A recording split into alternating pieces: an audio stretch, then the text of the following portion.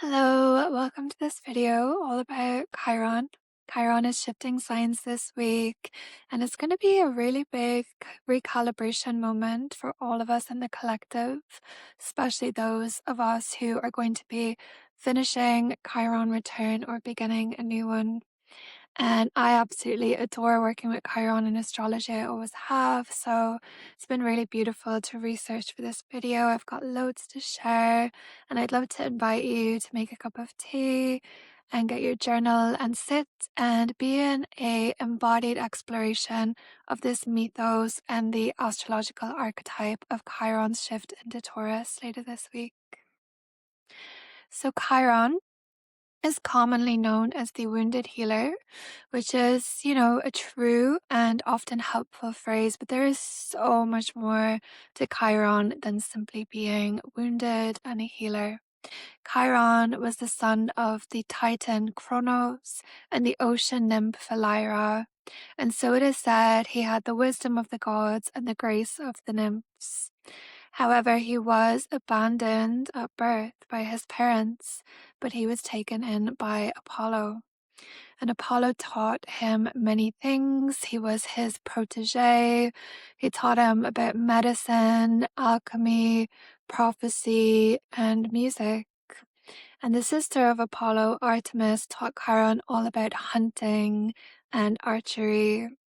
And so Chiron, apart from the other centaurs from the mythos of this time, was very tame and very wise, and actually grew to be a teacher and a mentor, and mentored many famous and important figures throughout this time in mythology, such as Heracles and Achilles. And Chiron even learned how to read astrology. He famously studied how to read the movements of the stars and the omens of the movements. So he's really, really associated with the arts, medicine, music, astrology, a really, really multi-layered, multifaceted archetype, and is really, really associated when he comes up strongly in people's charts with someone who is here to be of service, especially in maybe medicine, healing, or the arts. Later on in his story, Chiron does end up getting accidentally shot by an arrow, which is poisoned, and he is not able to heal this wound, even though he is a healer. And what ends up happening is he ends up trading his immortality to save Prometheus.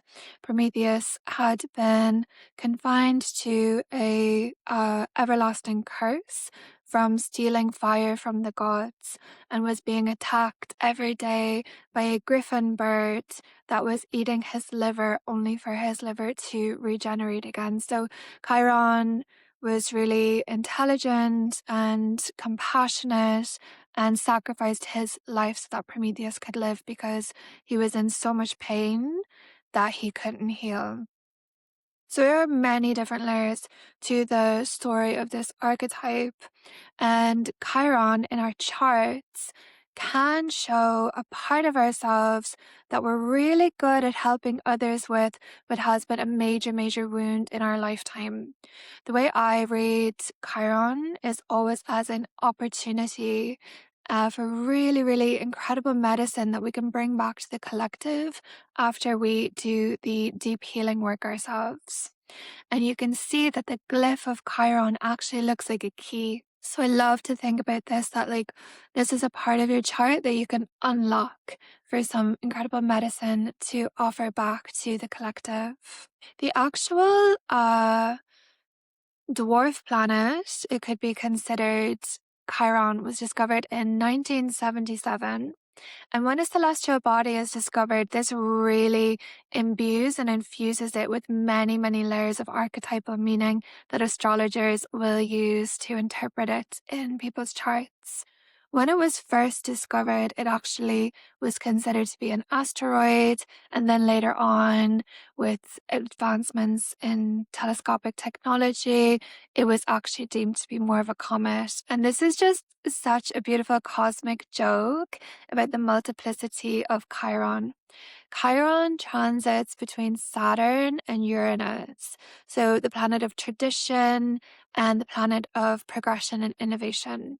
And Chiron was half man, half horse, and was really here to bridge between the physical and the metaphysical, or you could say the terrestrial and the celestial. And this is, just so shown in this way that it seems to be two different celestial bodies as well.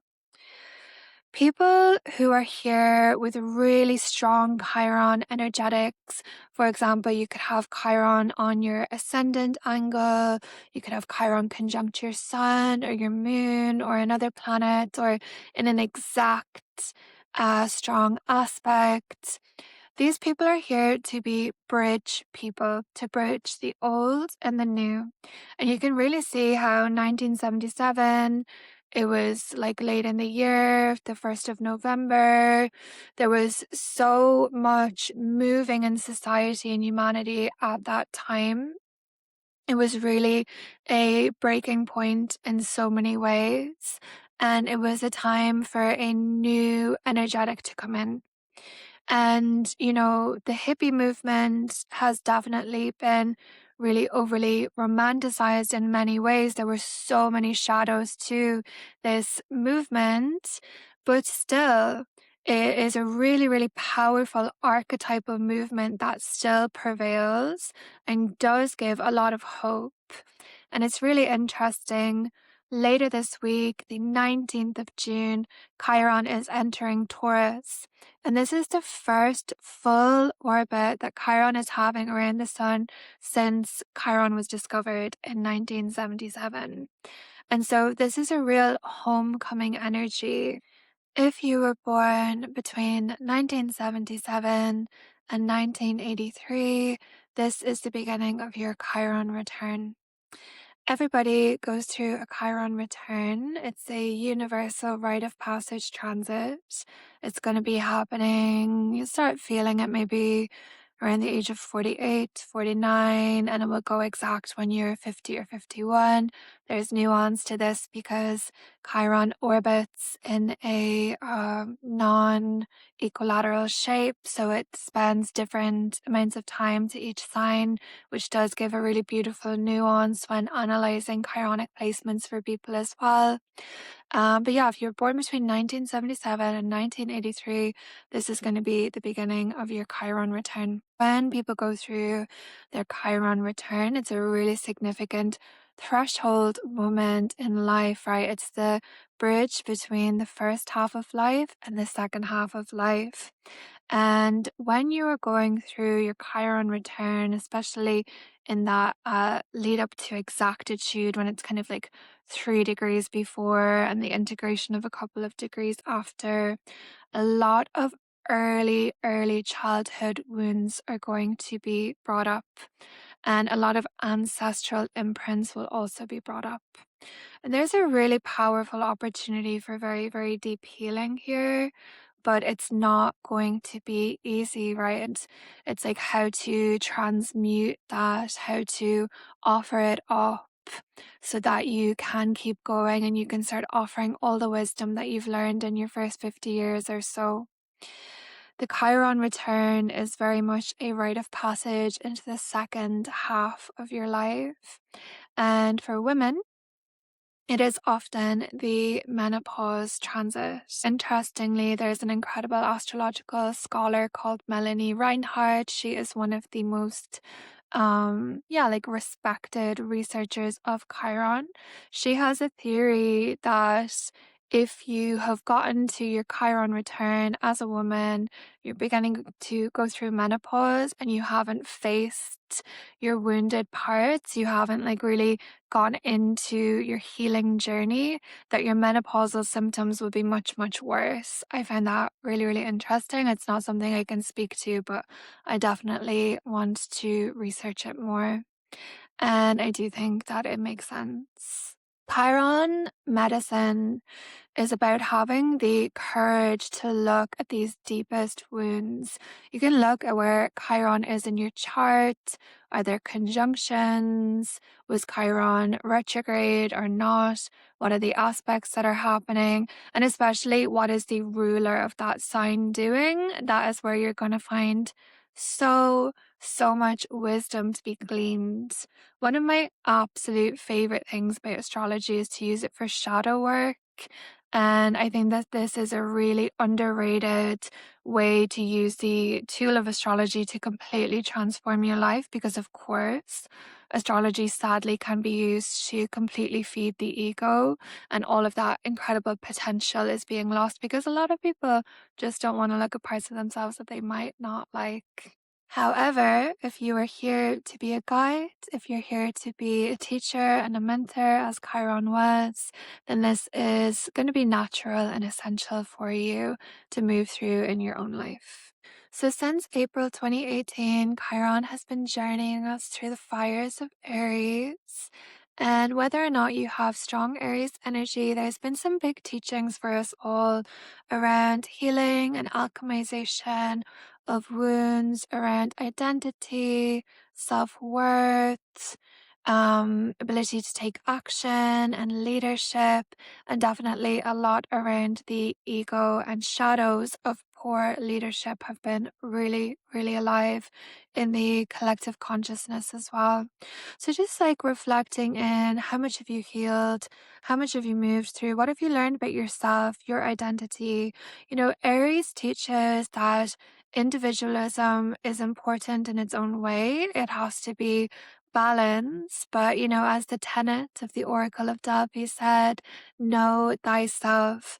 It is very important, especially in this age of AI and so much globalization, that we know who we are in our hearts, that we understand our truth, and that we're able to stand in our truth, as well as doing the necessary shadow work to be balanced within that. So, this week, the 19th of June, Chiron is moving into Taurus and is going to be there for the next 7 years or so. Chiron in Taurus historically is a time where everybody needs to learn about stability, the importance of the material, money, economies are going to be a really strong theme. And there's going to be a lot about biology, I'm sure. And then the other thing is relationship with the land. So I really feel like this is such a beautiful part of this transit. Chiron is going to be calling us back to nature, calling us back to the lands. Chiron in Taurus historically has involved massive shifts in the economy, such as the Gilded Age, where there was huge disparity between rich and poor. One of the times was a massive Wall Street crash. There was the time of Margaret Thatcher and really intense economic instability in the United Kingdom. There have also been times of Great Depression, really severe economic downturn.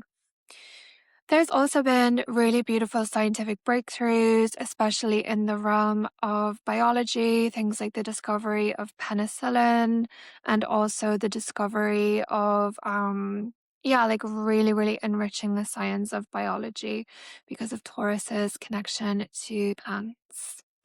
So there's a lot of hope with this transit, definitely. I think ultimately people are going to be learning a lot about the importance to be self-resourced, especially when it comes to food.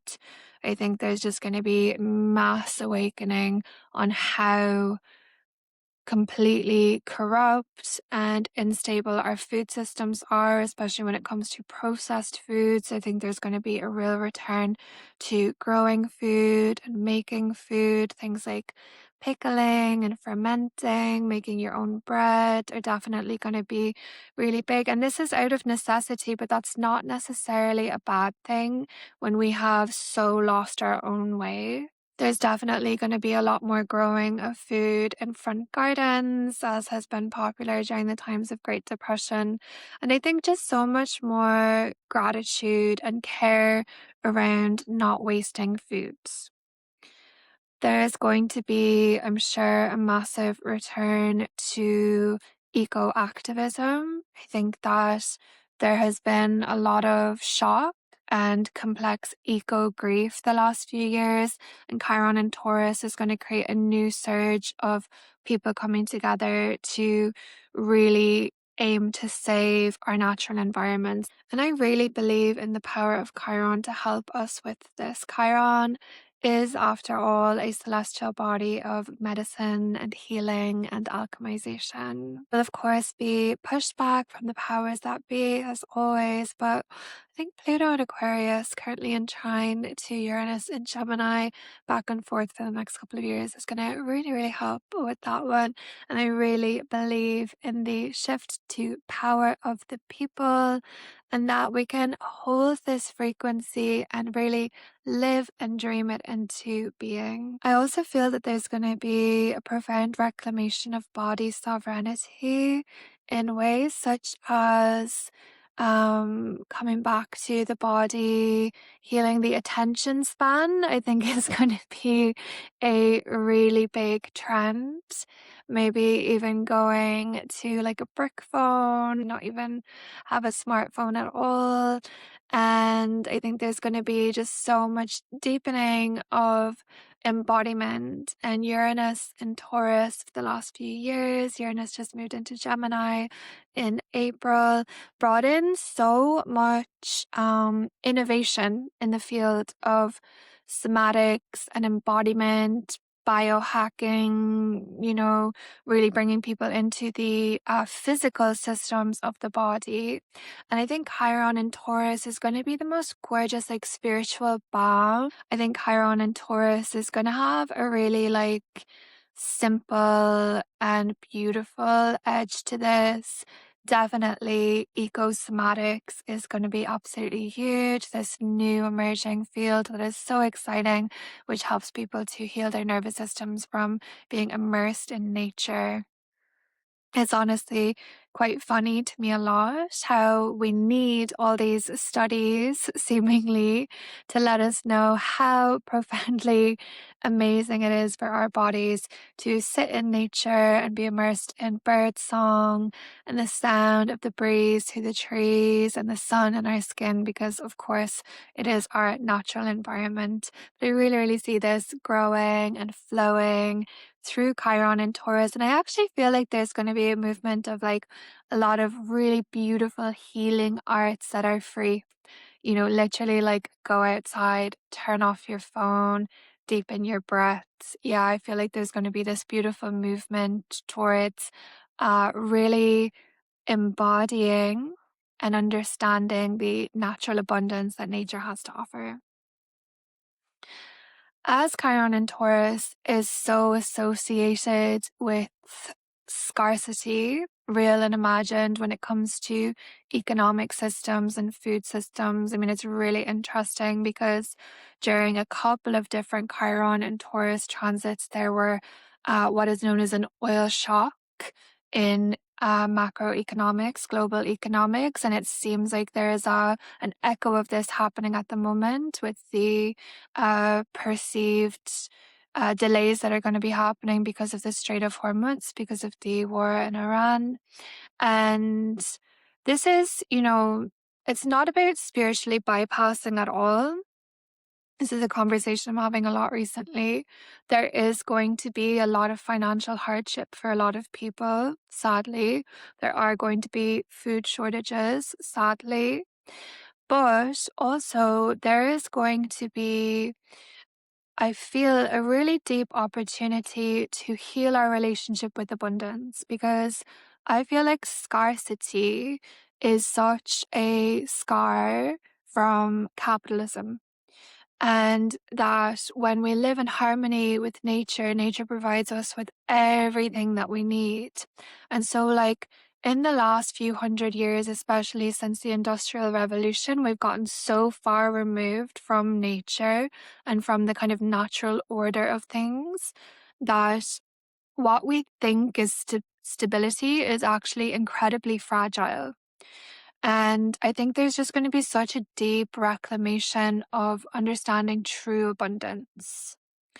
The abundance that nature has to give us, the abundance that being in our body, like being truly seated in our body and able to listen to our bodies, the gifts that that can give us, and what it's like to really live in community and to really be able to share with each other.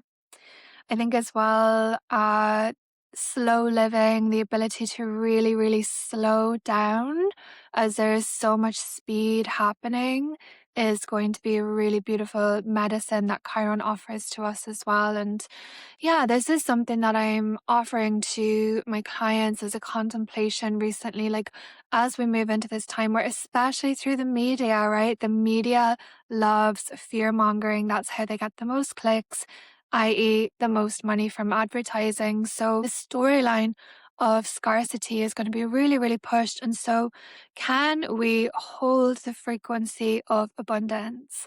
Can we really get into the body and let the body know I am safe? I have everything I need. The concept of stability is like a moving target. It's so, so different all the time. We can think, oh, I have all these things, therefore my life is stable. But actually, that's not true. We never know what is going to happen. So we can kind of think to myself, this is such a big lesson of Taurus, and I am a Taurus rising. So it's the theme of my life, I'll feel safe when. I'll feel safe when I have that amount of money, when I've achieved this much, when I have these letters after my name, whatever it is. And, this Chiron and Taurus transit, I feel like, is going to really teach us to come into safety in the here and now, no matter what is happening on the news. And that being the medicine that can ripple out from all of us into the wider collective fields. Holding the frequency of safety, of enoughness.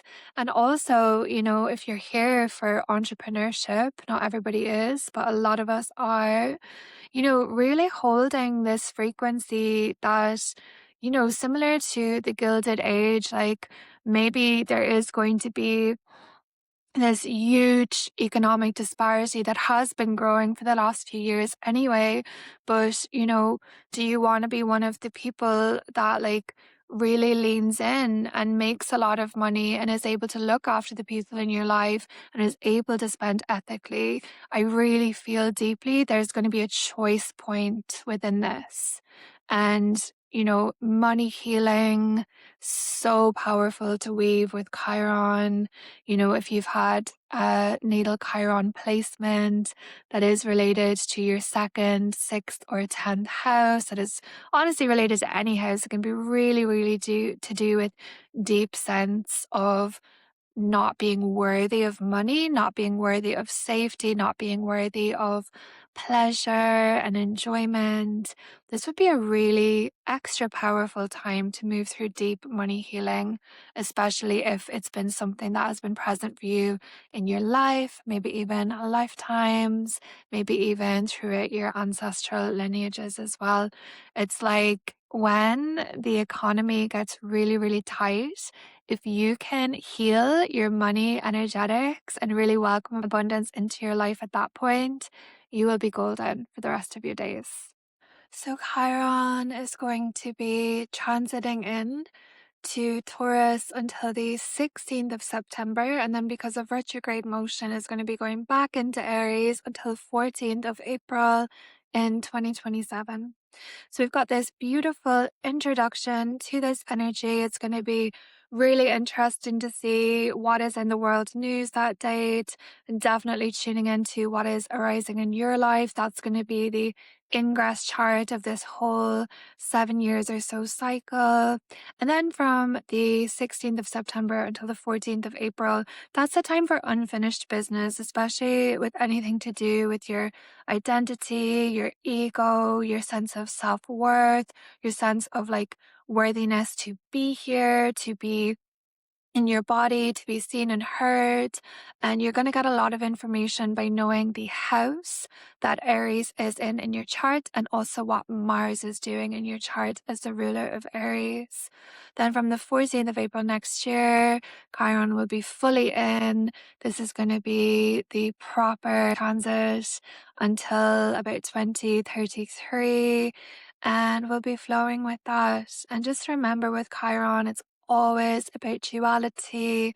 It's never just one side. And it is through, the rising of the deepest wounds that the most profound medicine comes. And this is to do with the collective, not just ourselves personally. So I'd love to know how this lands with you. I'd love to know if it's your Chiron return, where Chiron is in your charts. I'm going to be replying to all the comments. If you'd like to ask anything about your own Chiron, I'd love to answer that for you. And my bookings are open for one-to-one readings. I'll pop all the details in the caption below in case you feel called to journey really deeply with me through Chiron in your charts and all the other beautiful aspects that can help you so much to understand your gifts and your destiny, and most importantly, your timelines. Thank you so much. Slán.